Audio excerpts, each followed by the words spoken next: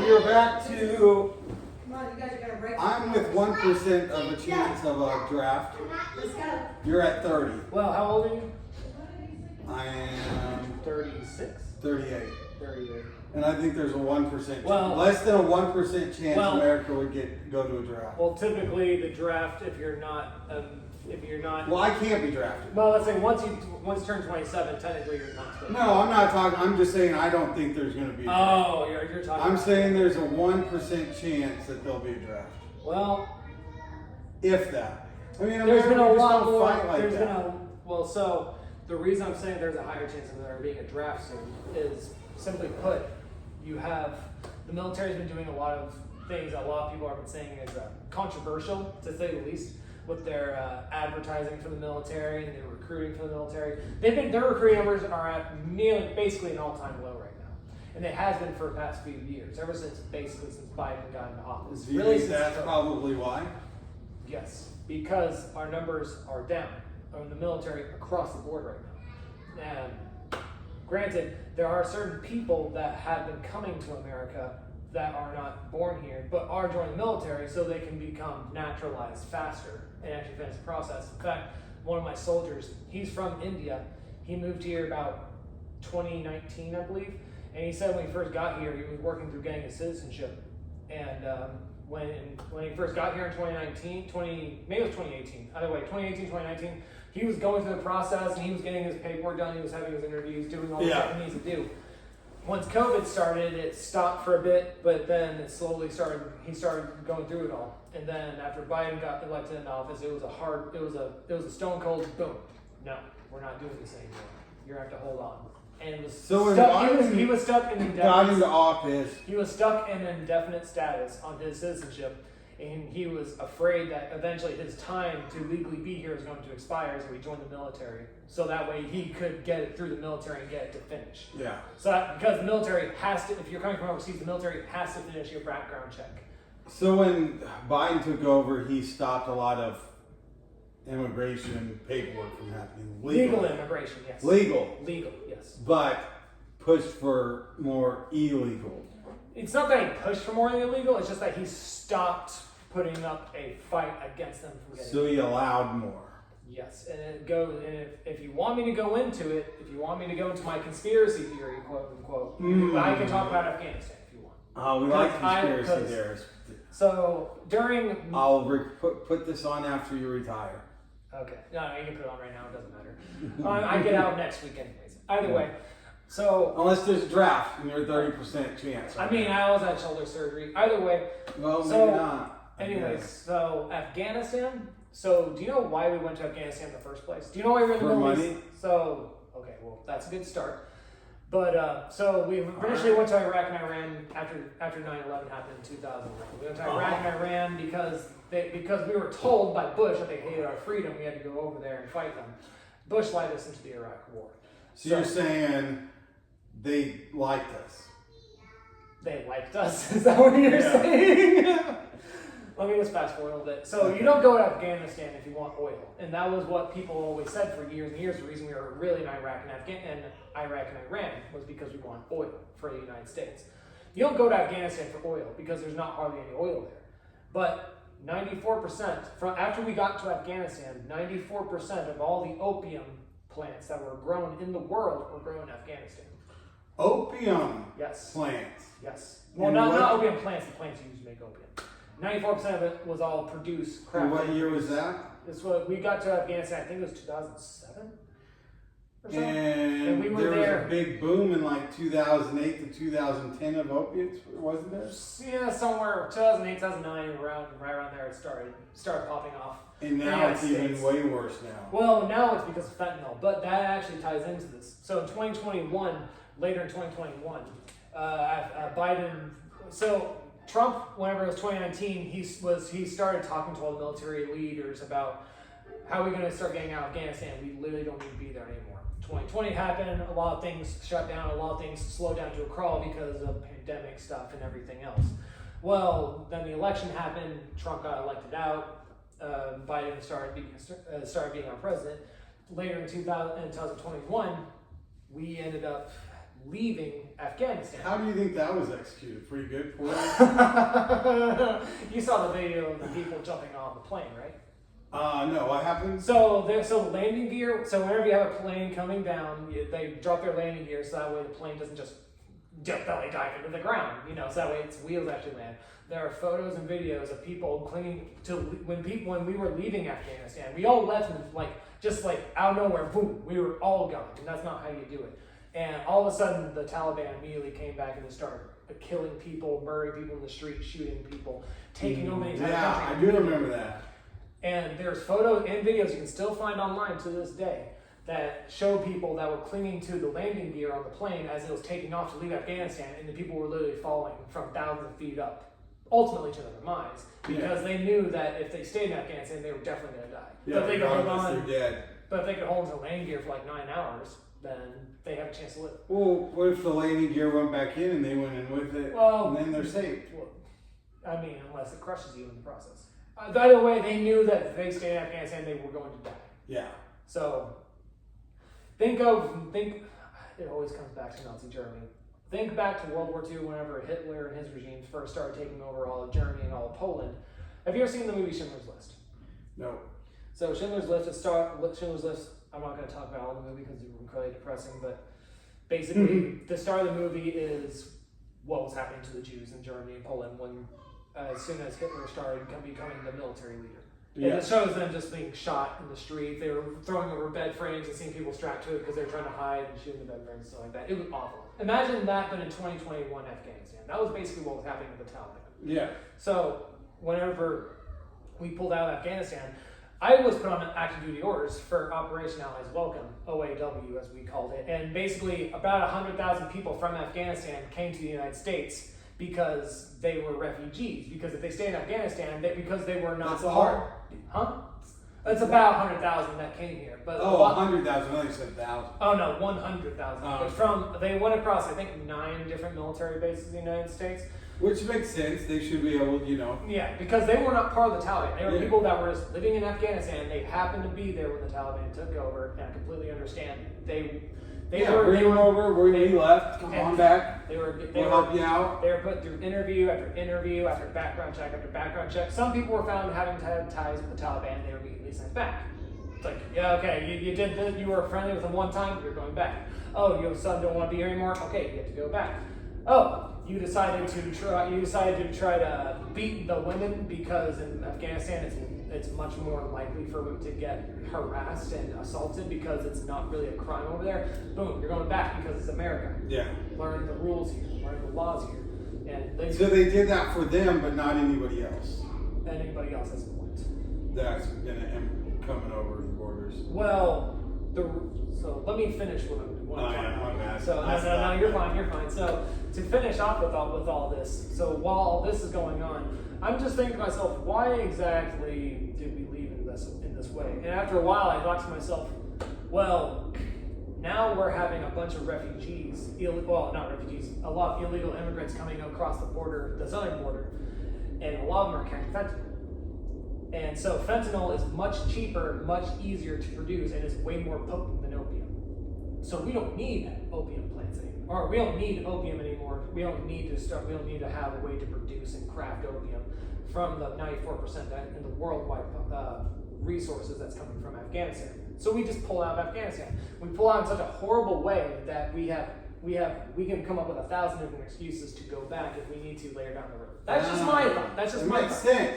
So the moment fentanyl starts really taking off and hitting a boom, we don't need to be in Afghanistan. We're like, because screw Afghanistan. We really don't need to be there because we're only there because we're really going to import this drug back into U.S. Again, this is just my conspiracy theory. I'm with it. It makes sense. Let's make a movie on it. I mean, there's Narcos already with the CIA in Colombia in the 1960s. I know. But so there's an entire show about this already. We're talking about today's movie. Oh, well, today's movie, you made that movie, you would go the way of the person that made the water-powered steam engine. He would get disappeared very quickly.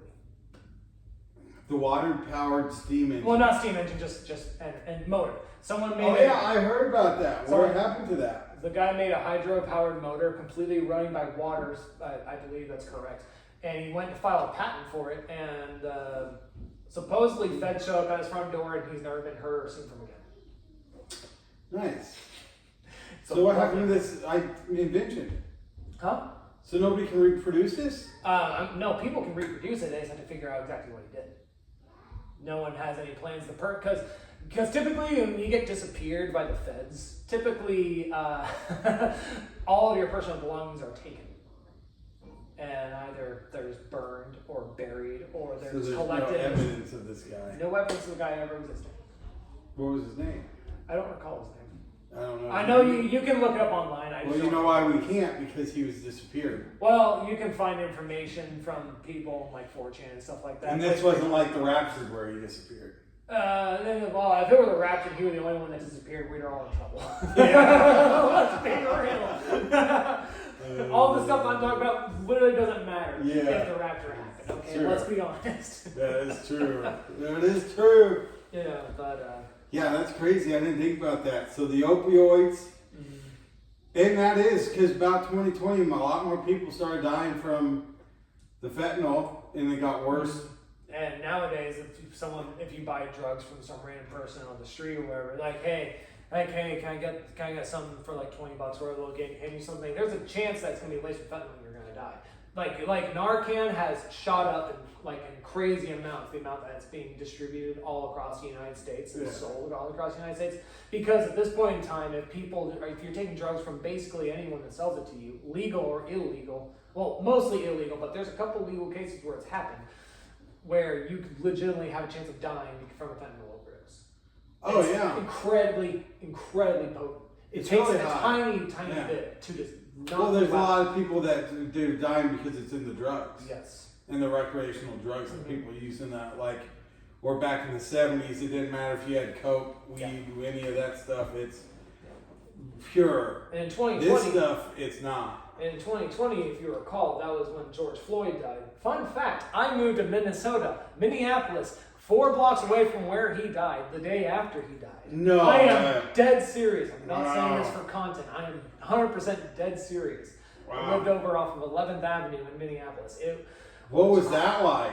I was there for the first day, and I decided I wasn't going to be there for the next 2 weeks because I was afraid the entire place was going to burn down to the ground. Because I literally saw buildings on fire and people running through the streets acting crazy. It was a riot. Just going wild. It was not. It was more than just a riot. It was absolute. It looked like a So you tribal moved civil there war. the day after you got your spot, and you're like, shit. Yep, exactly. I've got to leave because I I don't know what's going on here. And, I legitimately might die here. yeah, and you don't know anybody there either. And the thing is, like, after a couple weeks, it definitely died down. There were still people protesting, some people rioting, but it was nowhere near as bad. I felt safe enough to at least stay there. And again, I didn't really want to stay there, but again, I just put a deposit in. I just moved into a place. Hey, It's you gotta live where you gotta live. exactly, You know, at that point. exactly. It was just It is the what it absolute is. the worst possible timing ever. Because it was 2 months prior to this that I actually put down my deposit, so I was going to start moving in at this time. It was just the worst timing possible. So what was the neighborhoods like? So Was the stores in the neighborhood directly there? yes. Still so burnt down I or remember. alive? So where I lived, whenever I stepped out my front door, if I look to my left, there's an Aldi right there at the end of my room. So there's an Aldi grocery store right there. And then when the initial craze of everything was going on, they shut down the doors, they completely closed down for 2 days. They would have said, we're not open at all because of all this crazy stuff that's going on. And there were a couple people that were yelling that Aldi was racist, but it's because the majority of the people that were running around acting a fool were black people. And understandably so, because George Floyd was a black man that died. Yeah. And this is just, I'm not being racist, I'm being racial, but this is just the objective truth of what actually happened. Yeah. It was crazy. And so, Yeah. and the thing Well, is, it's probably crazy too for a white guy to move there into an area where somebody just got killed a block away yeah. with all this stuff, other stuff that's going on. Yeah, I mean, there's a lot of controversy over his death. There, I mean, the coroner reports suggest that he died from a drug overdose, not because of anything police related, because he was acting crazy, and there's video evidence of him acting like an absolute lunatic. So what was the neighborhood like? About a month later. Really sketchy.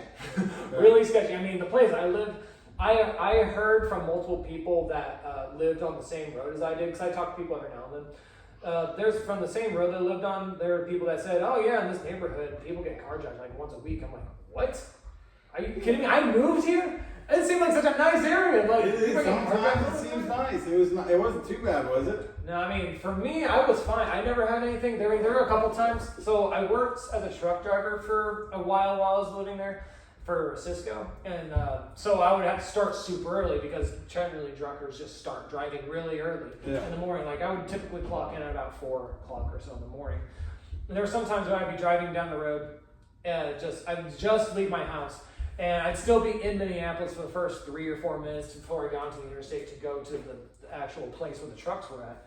And every now and then I would just see someone just like legitimately straight up on drugs, acting like a lunatic out there, just You're Just talking do about whatever that it is crazy they do. drug, that one drug that was the time when it was it was like fentanyl. What was it from? Were they You're talking about the ones where people would like try to like eat people. zombie people? Yeah, that was bath salts. Is that what they were on? That I don't know what these people were on, but there was one time this guy was literally holding a crowbar, and I was driving past him. He was just standing in the middle of the road. And he was like he was about to hit my car, and I just like moved over to the other lane, and he like took a couple steps forward, and like, is he gonna actually hit my car? Am I gonna have to run this guy over? And thankfully, he didn't do anything, or if he swung, he missed.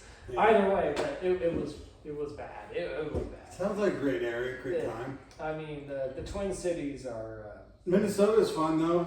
Minnesota, the vast majority of Minnesota is immaculate and beautiful. I love the countryside so much. The lakes are beautiful. The mountainous regions are amazing.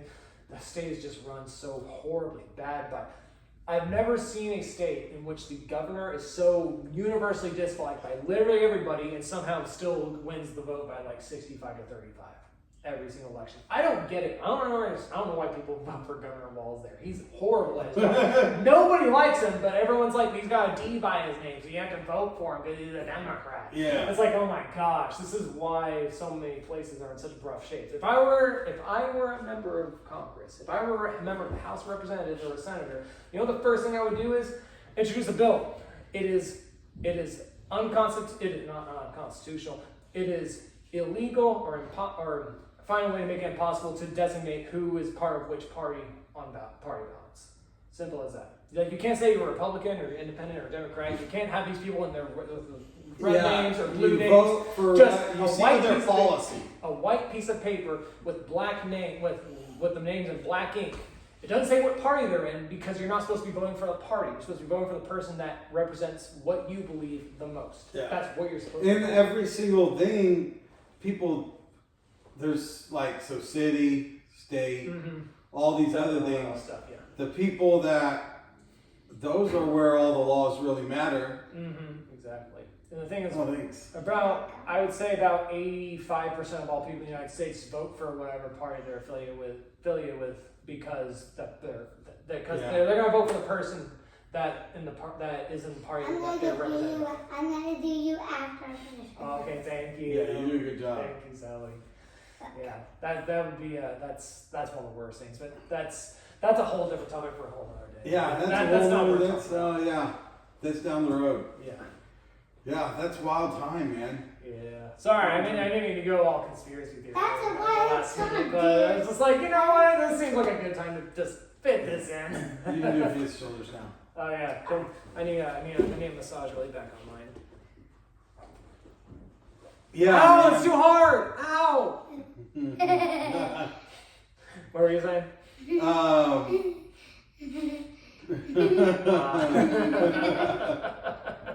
that's funny. What was I saying? Oh yeah, so you moved there. You went to your. That's the day after. How long did you live in Minnesota for after that? Total. Or how long did you live in that area for? I lived in that place for 2 years.